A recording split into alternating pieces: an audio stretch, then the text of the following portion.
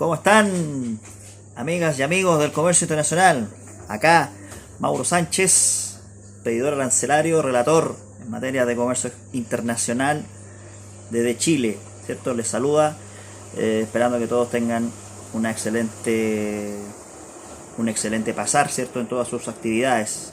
Dios los bendiga y los proteja a todos y a cada uno de ustedes.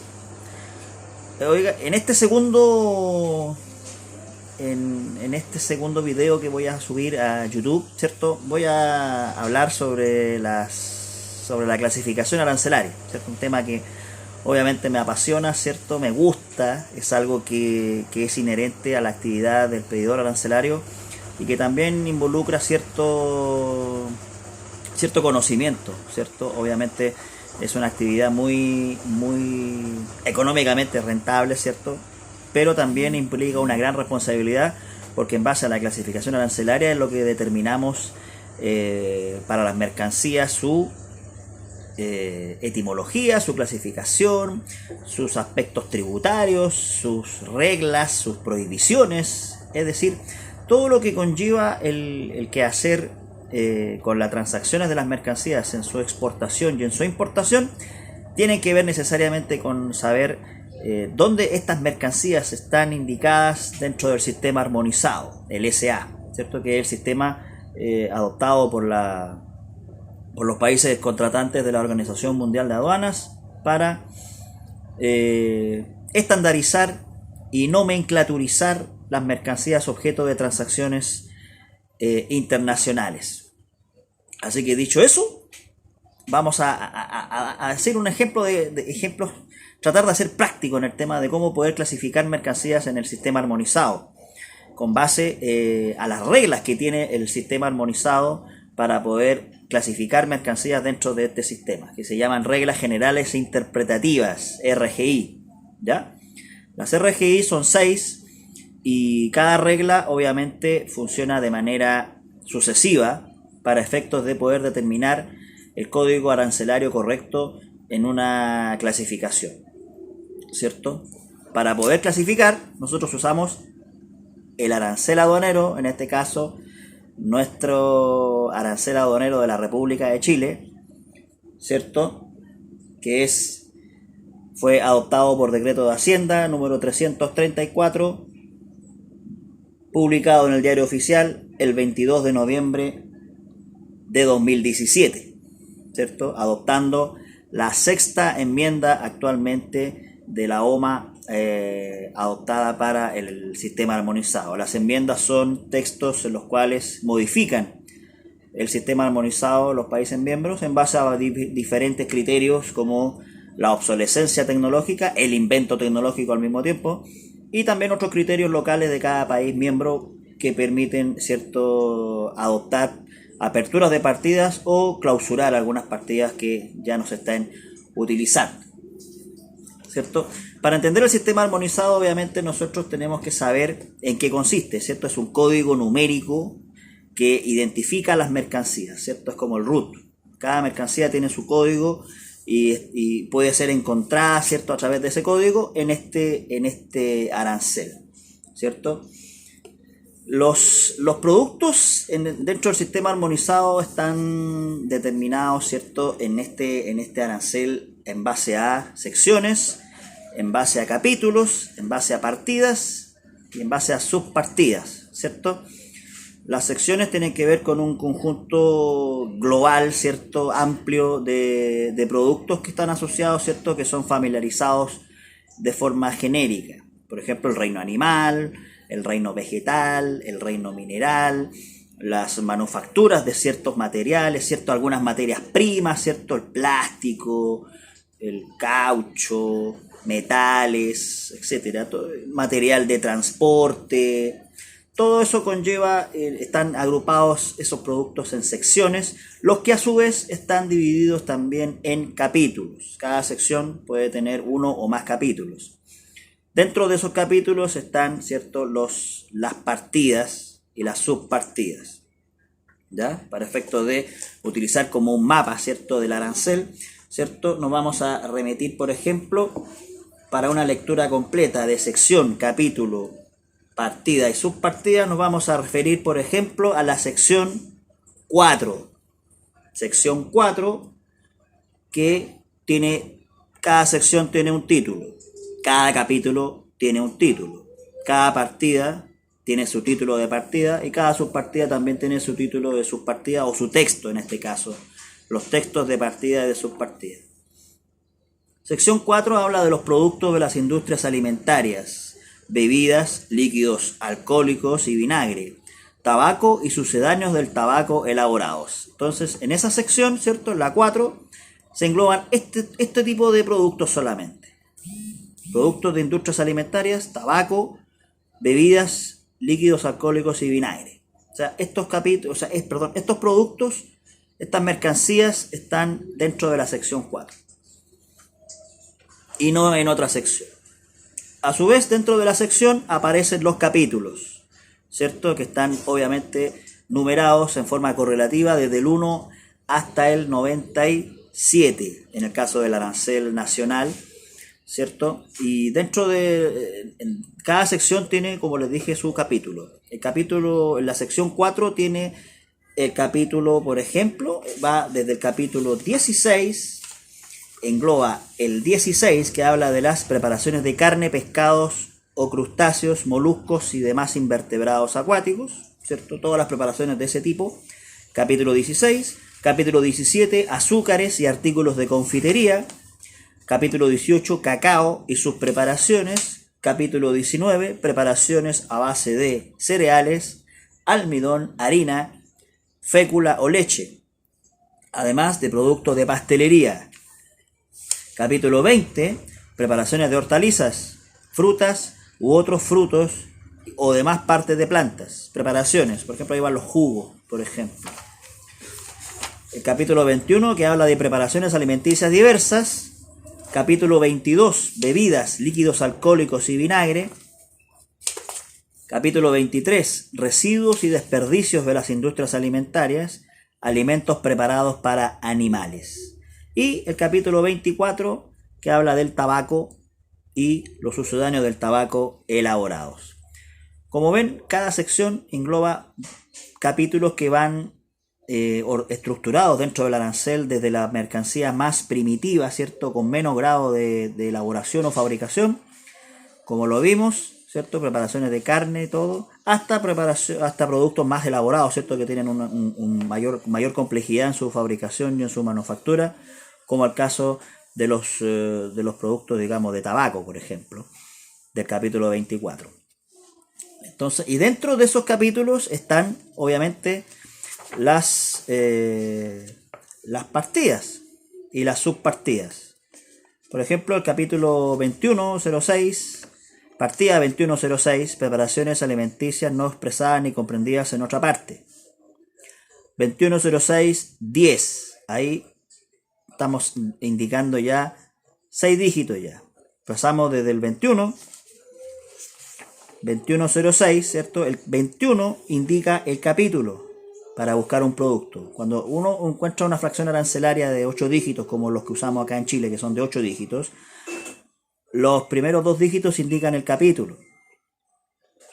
Los 4 dígitos, ¿cierto?, hablan de la partida. Los 6 dígitos hablan de la subpartida y los 8 dígitos que conforman la fracción arancelaria completa se denominan ítem arancelario en nuestro país. En el ejemplo que le estaba indicando, ¿cierto?, de la 2106, capítulo 21, partida 2106, preparaciones alimenticias no expresadas ni comprendidas en otra parte. Y ahí aparecen las subpartidas. 2106-10-10, concentrados de proteínas. Se fijan de que a medida que se va avanzando en la numeración, para encontrar el ítem arancelario, se va indicando de forma más específica el producto que queremos señalar o que queremos buscar. Por eso es importante conocer, ¿cierto?, el arancel. ¿Ya? Entonces, como les dije, este arancel, para poder utilizarlo, ¿cierto?, para poder interpretarlo, para poder clasificar mercancías utilizando este libro, tiene reglas.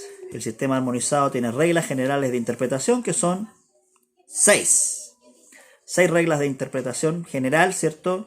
Que van desde la 1 a la 6 y son, como les dije, sucesivas. Se utiliza desde la 1 hasta la 6 para poder determinar la clasificación de un producto en el arancel aduanero de la República. Las reglas, ¿cierto? Las vamos a dar a conocer para las personas que no están familiarizadas con esto o que quieran aprender, ¿cierto? Un tema de clasificación que es muy importante en el ámbito internacional de las mercancías para efecto de aplicar correctamente tributos de importación, aplicar restricciones no arancelarias, aplicar medidas de salvaguardia, por ejemplo, o otros tipos de medidas que tengan que ver con ya sea arancelarias o no arancelarias. La regla 1, ¿cierto? La regla número 1 de las reglas generales interpretativas del sistema armonizado, la regla 1 expresa lo siguiente de manera textual. Dice que los títulos de las secciones, de los capítulos o de los subcapítulos solo tienen un valor indicativo, ya que la clasificación está determinada legalmente por los textos de las partidas y de las notas de sección o de capítulo, y si no son contrarias a los textos de dichas partidas y notas, de acuerdo con las reglas siguientes. Es decir, la regla 1 me indica de que textualmente los títulos de las secciones, por ejemplo, lo que nombramos recién de la sección 4, ¿cierto? Que tiene un título. Ahí está, sección 4, lo vamos a acercar, sección 4, ahí está la sección 4, ahí está el título de la sección, producto de las industrias alimentarias, ¿cierto? Bebidas, líquidos alcohólicos y vinagre, tabaco y sucedáneos del tabaco elaborados. Ese es el título de la sección. El título de los capítulos, ¿cierto? Está más abajo. Capítulo 16, por ejemplo, en este caso, ahí está, capítulo 16, que tiene su propio título, en negrita, ¿cierto? Que habla de preparaciones de carne, ¿cierto? Pescado o de crustáceos, moluscos o demás invertebrados acuáticos, ¿cierto? Título de sección, título de capítulo. Según la regla 1, esos títulos son meramente indicativos. La clasificación legalmente está determinada por los textos. ¿Cuáles son los textos? Las partidas arancelarias que se ven aquí. Estos textos. La clasificación se determina legalmente por estos textos. ¿Ah? Por ejemplo, el texto de la 1601-0000, la partida, embutidos y productos similares de carne, despojos o sangre, preparaciones alimenticias a base de estos productos. Ese texto determina legalmente la clasificación según la regla 1. También determina legalmente la clasificación los notas de sección y las notas de capítulo. Las notas de sección están incorporadas bajo el título de la sección. Este título de la sección, acá dice notas, o nota en este caso.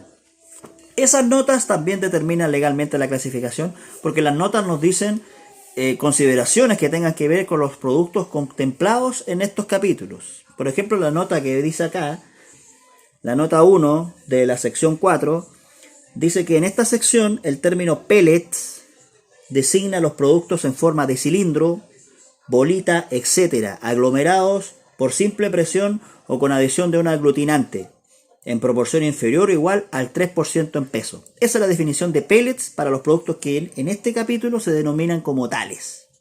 Eso es la nota. Esa nota determina legalmente la clasificación en el caso de los pellets, ¿ya? Porque define o asegura, ¿cierto? Determina qué involucra ese término, ¿ya? Y las notas de capítulo son las que están debajo del título del capítulo. Ahí está el capítulo, título de capítulo y sus notas respectivas. Esas notas, ¿cierto?, también determinan legalmente la clasificación según la regla 1 y que, al igual que las notas de sección, hacen consideraciones y diferencias entre los productos a efecto de ser clasificados. Eso es la regla 1. Indicativo. Títulos indicativos, textos y notas son las que determinan legalmente la clasificación, ¿cierto? La regla 2 expresa lo siguiente textualmente la regla 2, ¿cierto? Que se subdivide a su vez en dos reglas, la regla 2A y la regla 2B. La regla 2A dice que cualquier referencia a un artículo en una partida determinada alcanza el artículo incluso incompleto o sin terminar, siempre y cuando estén presentes las características del artículo completo o terminado, características esenciales, ¿ya? Alcanza también el artículo completo o terminado, ¿cierto? En virtud, considerado como tal, de acuerdo a lo señalado anteriormente, cuando este artículo terminado o completo, ¿cierto?, se presente desmontado o sin montar todavía, ¿cierto? O sea, esta regla amplía el alcance de las partidas que se mencionan en un artículo determinado. Obviamente las comprende de manera que incluye el artículo completo, pero también incluye al artículo incompleto o que esté sin terminar, siempre que presente las características esenciales del artículo completo o terminado, ¿cierto? En este caso, también alcanza para los artículos que se presentan como esbozos, ¿cierto? Los esbozos son, a menos que estén determinados en una partida específica, los esbozos también son utilizables y también son alcanzados y comprendidos en esta regla 2A, esbozos de artículos, ¿cierto? Y que obviamente son partes, ¿cierto?, del artículo que no sean utilizables tal como se presentan, ¿ya? Salvo algunas excepciones, ¿ya? Los productos que pueden ejemplificarse, ¿cierto?, en este tema de la regla 2A, para hacer ejemplos, digamos, prácticos para que podamos entender de mejor manera qué comprende, ¿cierto?, la regla 2A. Medularmente, artículos completos o terminados, artículos incompletos o sin terminar, siempre que comprendan las características del artículo completo o terminado, o el mismo artículo completo o terminado, pero que se presente desmontado o desarmado o sin montar, medularmente.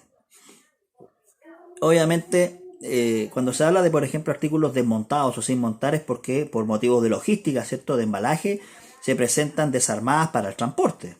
No por ello pierden la calidad del artículo terminado, o sea, se clasifican de igual manera. Una máquina que esté desarmada en varias partes, ¿cierto?, para su transporte, es una máquina, igual, y se clasifica de igual manera aunque venga desarmada, ¿cierto? Por ejemplo,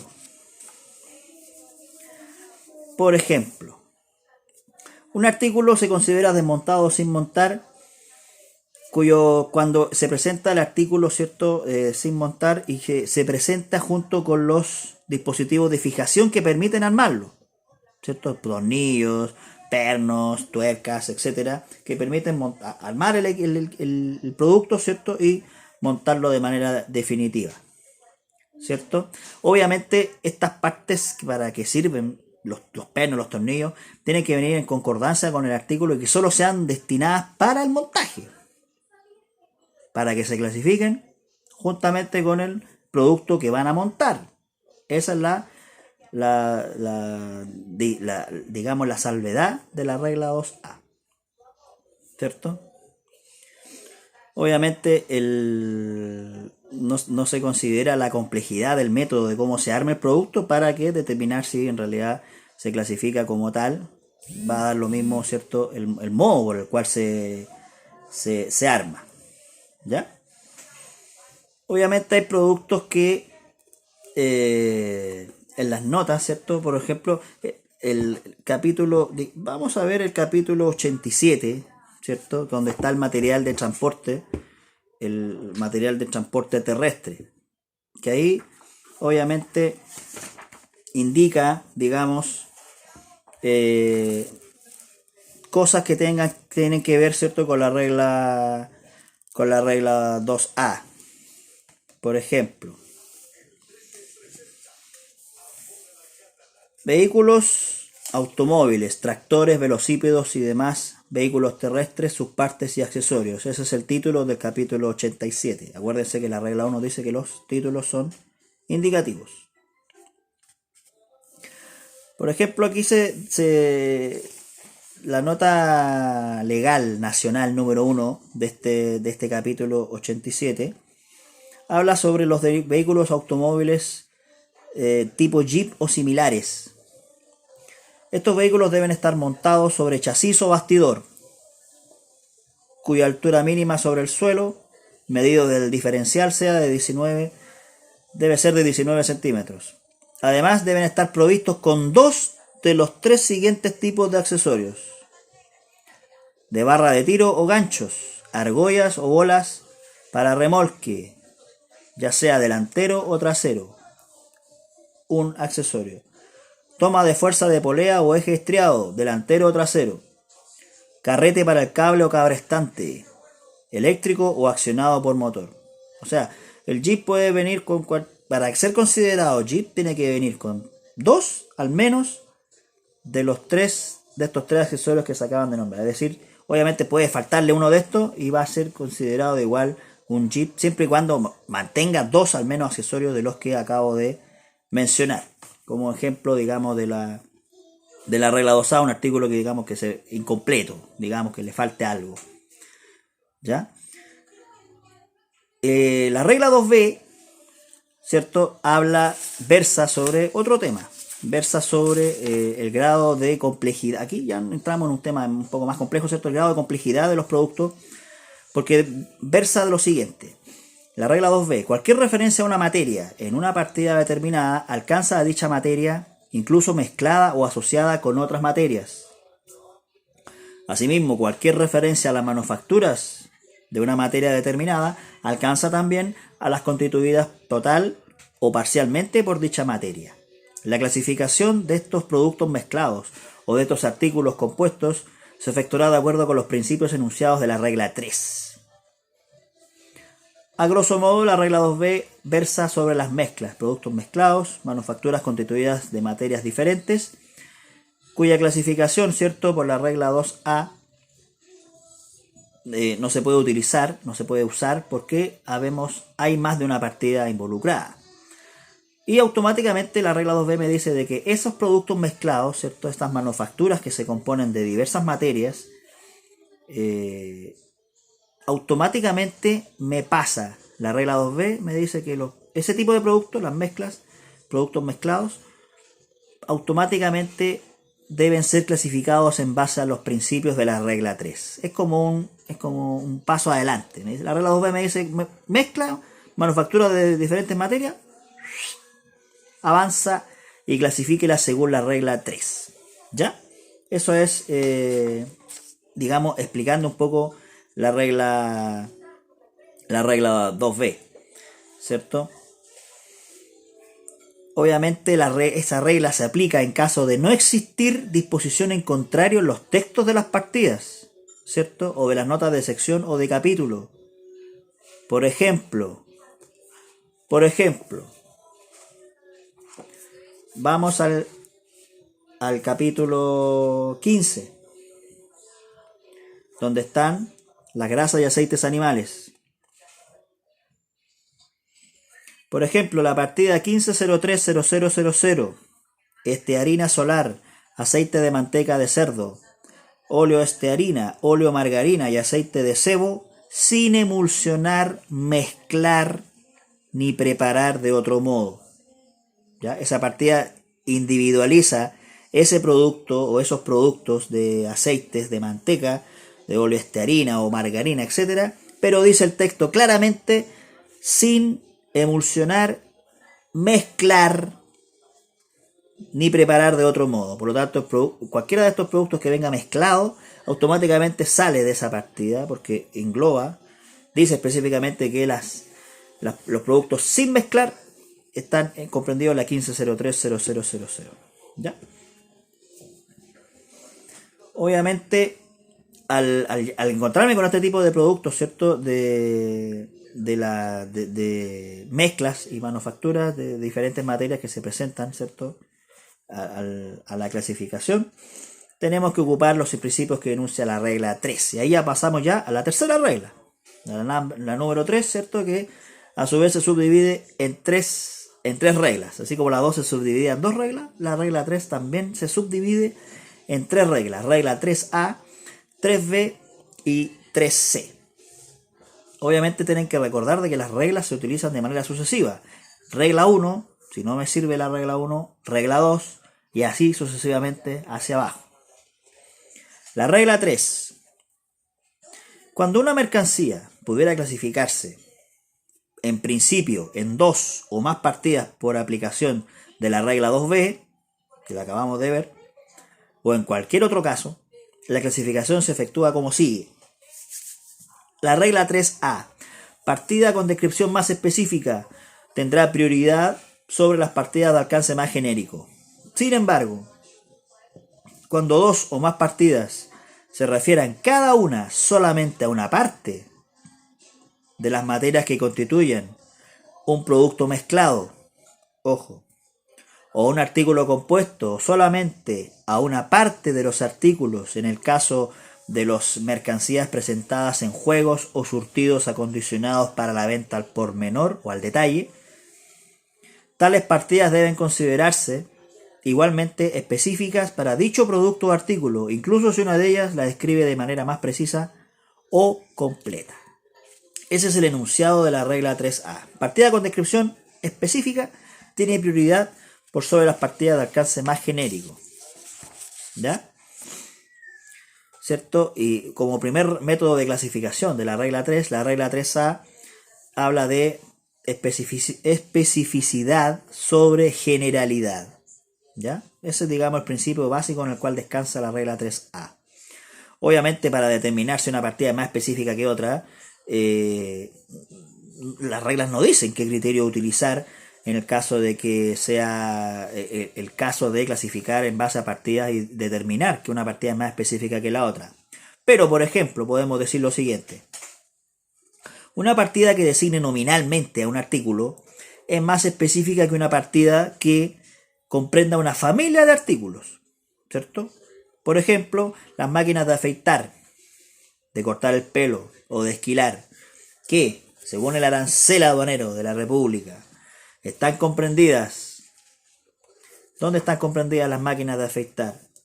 Capítulo 85. Material eléctrico, ¿cierto? Estas máquinas para cortar el pelo. Las máquinas de cortar el pelo tienen, según el arancel aduanero, ¿cierto? Donde están determinadas, tienen partida propia. 8510. Texto de partida. Afeitadoras, máquinas de cortar el pelo o esquilar y aparatos de depilar con motor eléctrico incorporado. Ese es el texto de la partida 8510. Y las partidas que aparecen son 8510 1000, afeitadoras. 8510 2000, máquinas de cortar el pelo o esquilar. Partida específica. Y por lo tanto se clasifican en la 8510 2000, como lo acabamos de ver, y no en la partida 8467, donde van el texto de la partida 8467 versa sobre herramientas neumáticas, hidráulicas o con motor incorporado, incluso eléctrico, de uso manual. ¿Se fijan? Partida específica, máquina de cortar el pelo o esquilar, sobre la partida genérica de herramientas neumáticas, hidráulicas o con motor eléctrico incorporado. Porque habla de una familia de elementos, y en cambio el 8510 2000 versa sobre las máquinas, específicamente las máquinas de cortar el pelo. Ya. Otro ejemplo, alfombras. Las alfombras de materia textil de pelo insertado, reconocibles como destinadas a los vehículos automóviles, ¿cierto? Deben clasificarse en la partida 5703. 5703. Alfombras y demás revestimientos para el suelo de materia textil con mechón insertado, incluso confeccionados. Ese es el texto de la partida 5703. Específica. Habla de la alfombra de materia textil con mechón insertado, y no en las partes y accesorios de los vehículos automóviles de la 8703, cuya partida es la 8708, cuyo texto de partida dice partes y accesorios de vehículos automóviles de las partidas 8701 a 8705, ¿cierto? Partida genérica, ¿cierto? En este caso, partida específica la de la alfombra, obviamente prima la partida específica y la alfombra tiene que ir clasificada de la 5703, ¿ya? Esa es la regla 3A, partida específica sobre partida genérica. La regla 3B, al igual que la regla 2B, trata exclusivamente sobre productos mezclados, manufacturas compuestas de materias diferentes, manufacturas constituidas por la unión de artículos diferentes y mercancías presentadas en juegos o surtidos acondicionados para la venta al por menor. Ahí, en ese grupo de 4 productos, de 4 artículos, de 4 mercancías, ¿cierto? Se define o se utiliza la regla 3B, que deriva de la regla 2B, que habla de los productos mezclados y de las manufacturas compuestas de materias diferentes, juegos o surtidos al por menor, que tengan más de un artículo, etcétera, etcétera. ¿Cierto? Y obviamente esta regla 3B se utiliza cuando la regla 3A es inoperante, porque pueden haber más de una partida y cada una de ellas puede ser igual de específica. Por lo tanto, ninguna puede determinar a ciencia cierta cuál es la primordial, ¿ya? Pero tengan claro de que la regla 3B se ocupa en esos casos: productos mezclados, manufacturas compuestas de materias diferentes, manufacturas constituidas por la unión de artículos diferentes y juegos o surtidos para la venta al por menor que contengan más de un artículo de una partida determinada, ¿cierto? La regla 3B dice que en estos casos, productos mezclados, manufacturas compuestas de materias diferentes o constituidas por la unión de artículos diferentes y las mercancías presentadas presentadas en juegos o surtidos acondicionados para la venta al por menor, cuya clasificación por la regla 3A no se puede utilizar, no se puede hacer, se clasificarán según la materia o el artículo que les confiera su carácter esencial, si fuera posible determinarlo. Carácter esencial. Entonces la regla 3B versa sobre el carácter esencial, si es posible determinarlo dentro de esta familia de artículos que acabamos de ver. La regla 3B, la clasificación entonces obedece al carácter esencial que podamos descubrir o determinar en base al producto que estamos clasificando, que tiene obviamente que ser un producto mezclado, una manufactura compuesta de más de un artículo o compuesta de diferentes materias o un juego para la venta al por menor. El factor que determina, digamos, el carácter esencial es variable. Tampoco las reglas dicen qué factor o qué característica, ¿cierto?, debe ser considerada como esencial para efectos de la aplicación de la regla. Puede ser, por ejemplo, la naturaleza de la materia constitutiva, los artículos que la conformen, el peso, el volumen, la cantidad, el valor, etcétera. Todas esas factores pueden convertirse en carácter esencial para efectos de determinar un producto, y obviamente va a depender del tipo de producto que vamos a clasificar. Las manufacturas constituidas por la unión de artículos diferentes, ¿cierto?, no son solo aquellas que las materias están unidas de forma indisociable, ¿cierto?, en un producto, las dos materias o tres diferentes, sino que también pueden ser separables estas materias, a condición de que estos elementos sean adaptados unos a otros y sean complementarios y que unidos constituyan un todo que no pueda venderse normalmente por separado, ¿ya? Por ejemplo, para efectos de esta regla, un especiero, ¿cierto?, compuesto por un soporte de madera y de un cierto número de frascos vacíos de forma y dimensiones apropiadas para las especias, ¿cierto? Eso es un producto, digamos, para efectos de clasificar un producto en la regla 3B, que ahí versa sobre el soporte de madera, ¿cierto? Por un lado, y los frascos, que cada uno tiene su connotación distinta. Son dos mercancías totalmente diferentes que se presentan, pero se presentan de manera conjunta. ¿Ya? Normalmente las uniones de estos productos se presentan en un envase nominalmente, por lo general. ¿Ya? En el caso de los juegos o surtidos acondicionados para la venta al por menor, son catalogados de la siguiente forma. Tienen que cumplir 3 requisitos copulativos. Copulativos significa que tienen que ser cumplidos al mismo tiempo, simultáneamente. ¿Ya? El primer requisito, que estén constituidos por lo menos por 2 artículos diferentes que en principio puedan clasificarse en partidas distintas. 2 artículos al menos que cada uno tenga su propia partida arancelaria diferente. Por lo tanto, un juego no es considerado un juego de tenedores, por ejemplo, no se considera un juego, porque es solamente un artículo. Segundo requisito, que estén constituidos por productos o artículos que se presenten juntos, ¿cierto? Para la satisfacción de una necesidad específica o para el ejercicio de una actividad determinada. Segundo requisito. Y tercer requisito, que estén acondicionados, de modo que puedan venderse directamente a los utilizadores de estos artículos sin reacondicionar. Es decir, que tal cual se venda el artículo, el juego, este surtido se venda tal cual.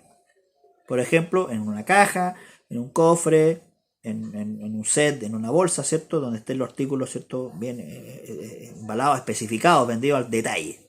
Esos 3 requisitos son los que tiene que cumplir un surtido para que sea calificado como tal, para efecto de poder utilizar la regla 3B. ¿Ya? Por ejemplo, un surtido cuya clasificación se procede por la regla 3B. Juegos o surtidos que consistan en un bocadillo de carne con o sin queso en un panecillo presentado en un embalaje con una ración de papas, ¿cierto? Y de papas fritas, y se clasifican ese surtido, ¿cierto? El panecillo tiene la partida propia 1602. Las papas fritas van en la 2004. Pero el carácter esencial es el bocadillo de carne. Por lo tanto, se clasifican en la 1602. Otro ejemplo es un surtido para hacer un juego para hacer un plato de espaguetis. Se presenta el paquete de espaguetis sin cocer, que va en la partida 1902. Una bolsa de queso rallado, que va en la partida 0406. Una lata de salsa de tomate, que va en la partida 2103. Todo ese conjunto de productos se presentan en una caja de cartón. Obviamente el carácter esencial es el plato de espaguetis, son los espaguetis. Por lo tanto, todo ese conjunto de productos, el espagueti, el queso y la salsa de tomate, se clasifican en la partida 1902 como pastas alimenticias. A modo de abundancia, el texto de la partida 1902 dice que ahí van las pastas alimenticias, incluso cocidas o rellenas de carne u otras sustancias o preparadas de otra forma, tales como espaguetis, fideos, macarrones, tallarines, lasañas, ñoquis, ravioles, canelones, cuscús, incluso preparado, también va en esta partida. El famoso cuscús. ¿Ya? Ojo, hay productos que se cree que pueden venir en surtidos, pero que no son surtidos y por lo tanto no les afecta o no se pueden clasificar usando la regla 3B. Por ejemplo, una botella de bebida alcohólica con una botella de vino que se presenten los dos en una caja, ¿cierto? No es considerado un surtido porque no satisface una necesidad primordial ni se vende al detalle normalmente, porque normalmente estos artículos son de regalo por lo general. Normalmente el conjunto, ¿cierto? La botella de pisco que se ve, la promoción de botella de pisco con 4 bebidas, ¿cierto? no es un surtido para efectos de esta regla, sino que cada producto se clasifica ahí, en ese caso, cada producto sigue su propia partida arancelaria. ¿Ya? Otro ejemplo de surtido que se ocupa la regla 3b, con el último ejemplo. Juegos de dibujo constituidos por una regla, un círculo de cálculo, ¿cierto? O llamado transportador, un compás, un lápiz y un sacapuntas que se presentan en un estuche de plástico acondicionado para efectos de vender este set de dibujo. Por lo tanto, cumple que esté constituido por lo menos dos artículos de partidas diferentes, ¿cierto? El lápiz por un lado, 9609, el sacapuntas, que está en la partida 8214, la regla, que está en la 9017. Ahí ya tenemos tres partidas, se cumple el requisito 1. El requisito 2, que estén constituidas por productos y artículos que se presenten juntos para la satisfacción de una necesidad o para el ejercicio de una actividad determinada, que en este caso sería el dibujo. ¿Ya? Y tercero, que se vendan de modo que estén acondicionados para venderse directamente tal como se presentan. En este caso, se presentan en un estuche de plástico todos estos productos.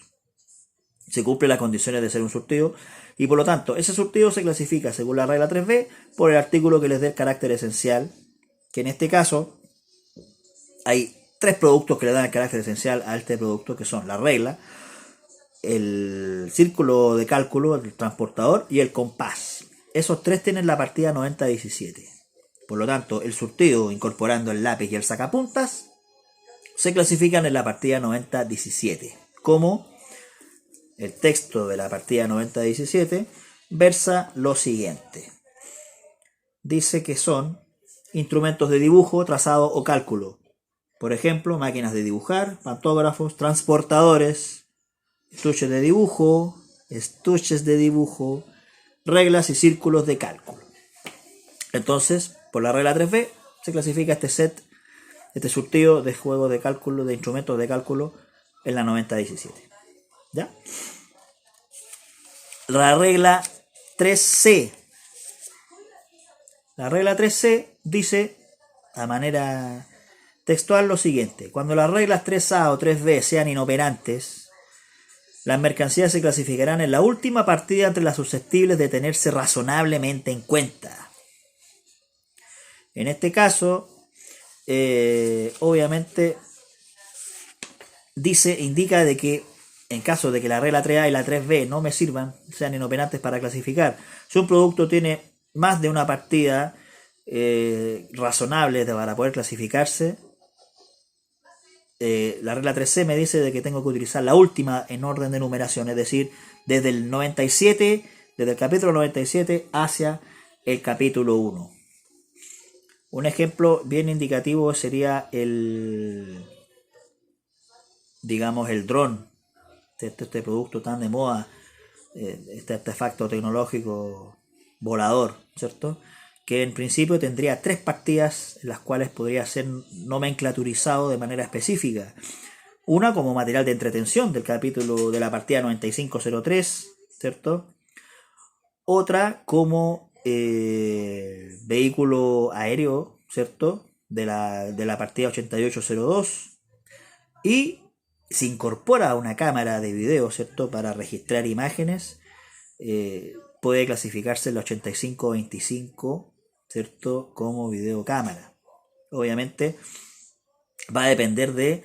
Ahí tengo tres partidas específicas, ¿cierto? Va a depender, ¿cierto? En el caso de que no tenga cámara, supongamos que no tenga cámara este dron, porque al tener cámara la OMA dice de que el carácter esencial del dron sería la filmación de imágenes, el registro de imágenes visuales, por lo tanto la cámara es la que le da el carácter esencial al dron.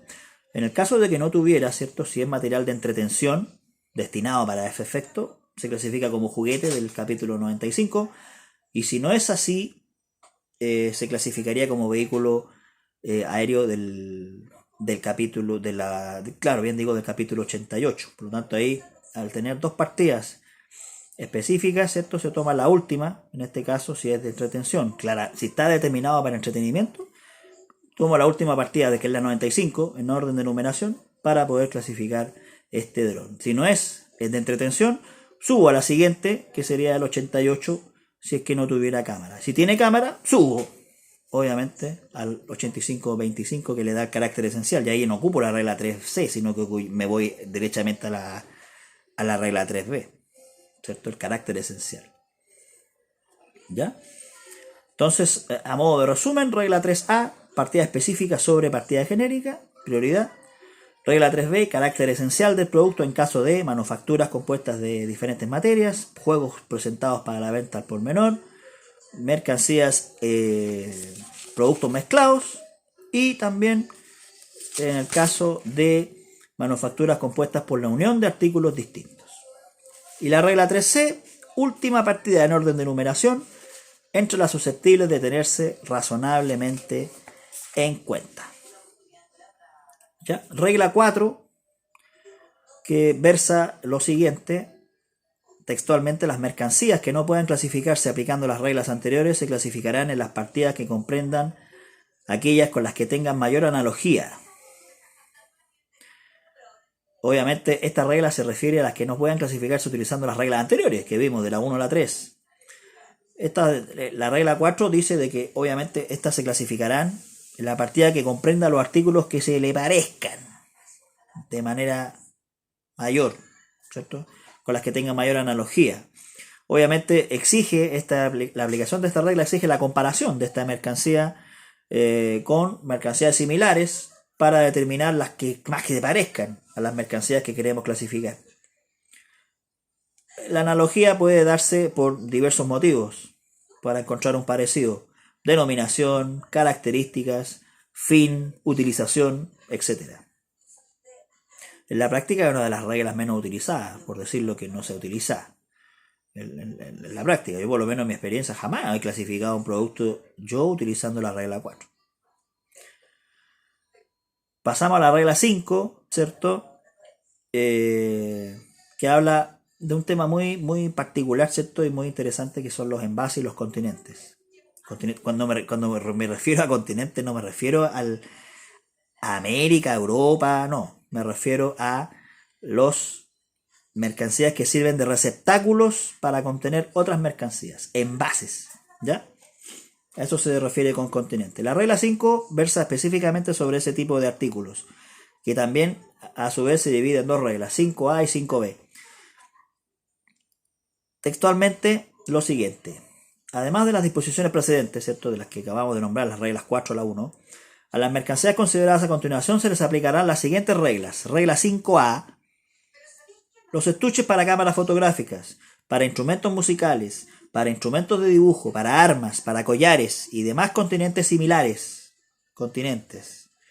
especialmente apropiados para contener un artículo determinado, o un juego, o un surtido, como el caso que vimos los estuches de dibujo, susceptibles de uso prolongado y presentados con los artículos a los que van destinados, se clasificarán con dichos artículos cuando sean de los tipos normalmente vendidos con ellos.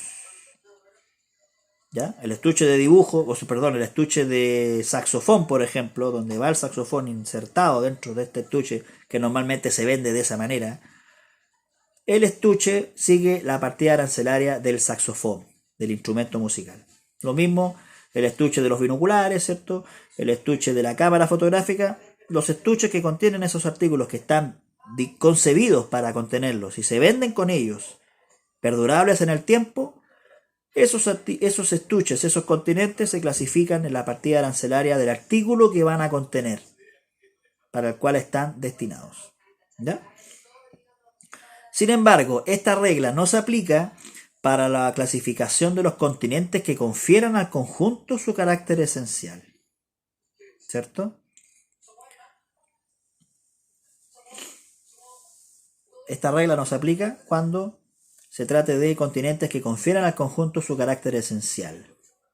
Por ejemplo, tenemos un continente con partida propia, que es el contenedor, ¿cierto? Ese receptáculo metálico que sirve para llevar mercancías por vía marítima.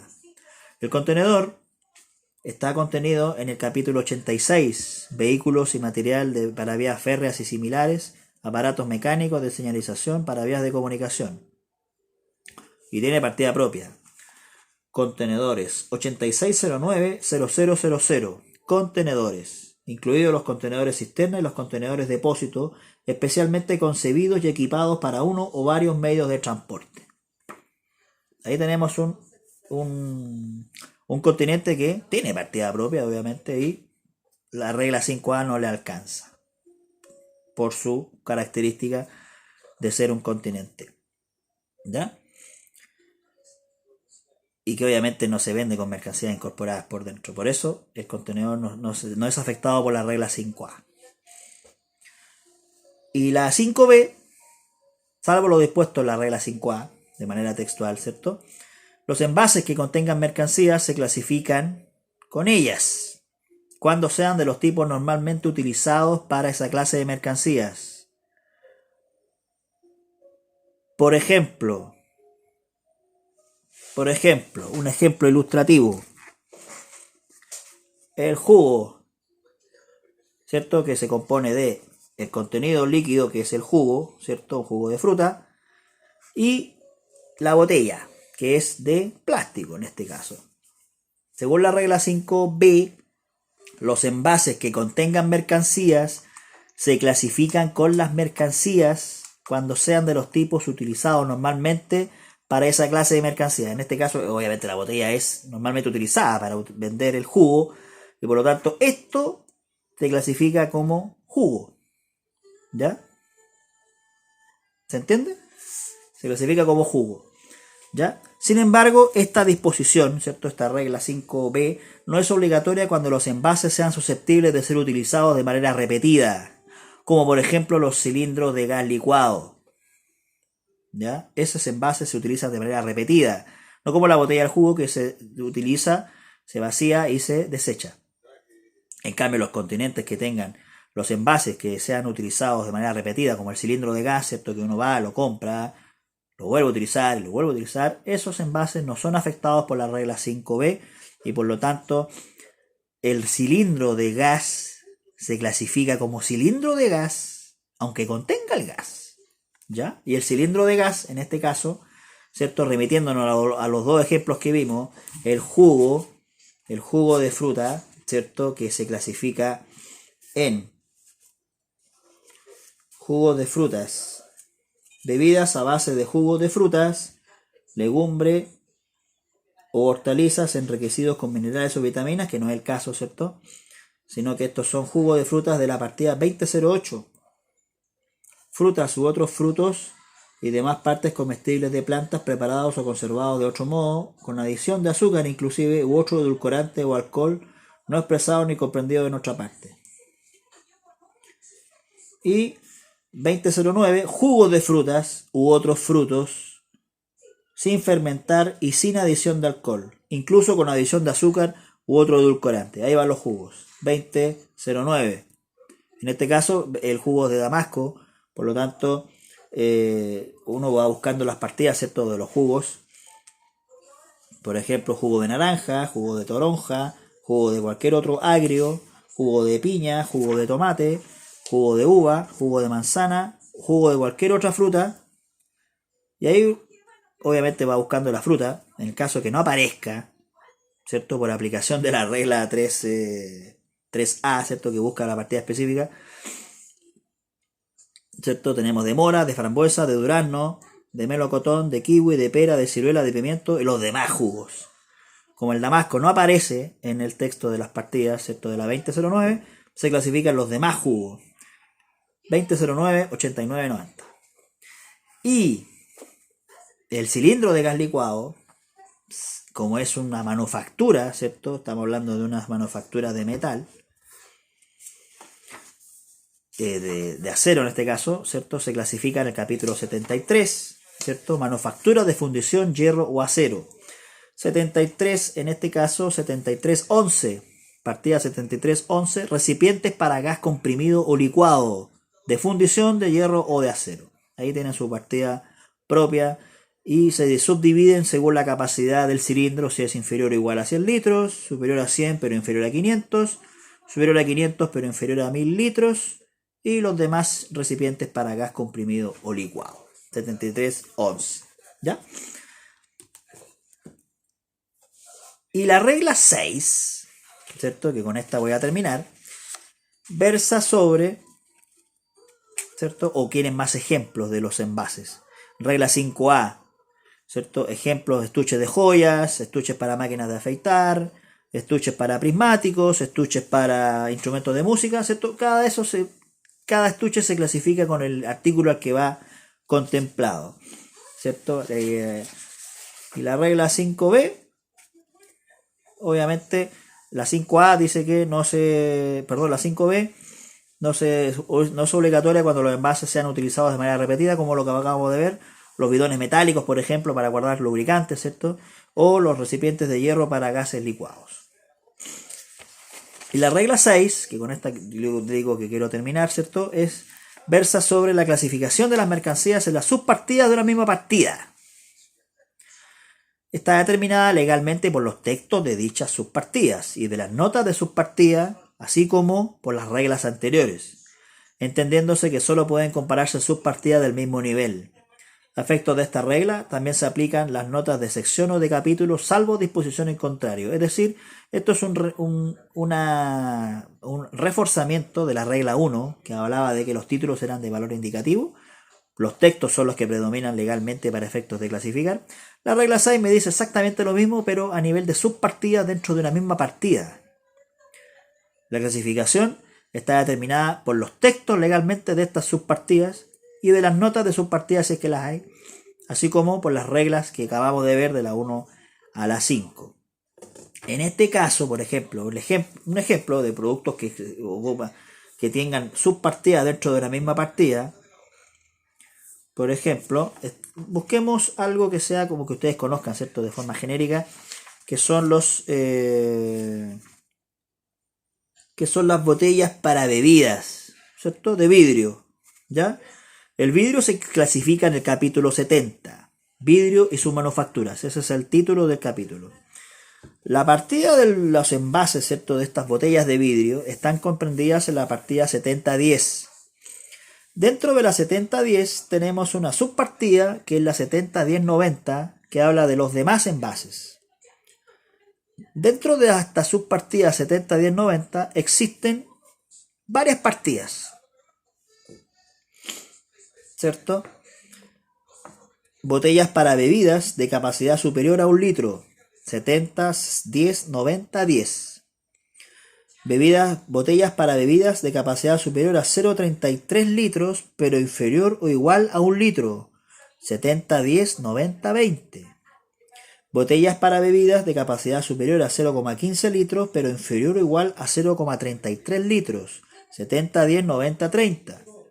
Y botellas para bebidas de capacidad inferior o igual a 0,15 litros, 70109040. Según la regla 6, obviamente comparo subpartidas del mismo nivel para poder determinar, en el caso de estas botellas, según su capacidad, la partida que le corresponda. Si es de 1 litro, si es superior a 1 litro, si es inferior o igual a 1 litro, si es de medio litro, va a depender exclusivamente comparando, obviamente, según la regla 6, comparando estas subpartidas del mismo nivel para llegar al producto que quiero clasificar. En este caso, supongamos que es una botella de 1,5 litros. La 70109010 habla de botellas para bebidas de capacidad superior a 1 litro. Si una botella que tengo es de 1,5 litros, aplico esta subpartida, la 9010, como específica, ¿cierto? Y comparo con las otras según su capacidad y me doy cuenta de que la 9010 es la que me clasifica botellas para bebidas de capacidad superior a 1 litro. Y eso sería, pues, amigos, amigas del comercio internacional. Aprovecho de darle las gracias, ¿cierto? Por ver este video, ¿cierto? En mi canal de YouTube, Mauro Sánchez Lobos, mi canal, para que lo puedan obviamente revisar, y cualquier duda me comentan, me dicen, con gusto voy a poder querer subir más material referente a este apasionante mundo del comercio internacional. Sería hasta la próxima, que Dios los bendiga y los proteja. Estamos en contacto.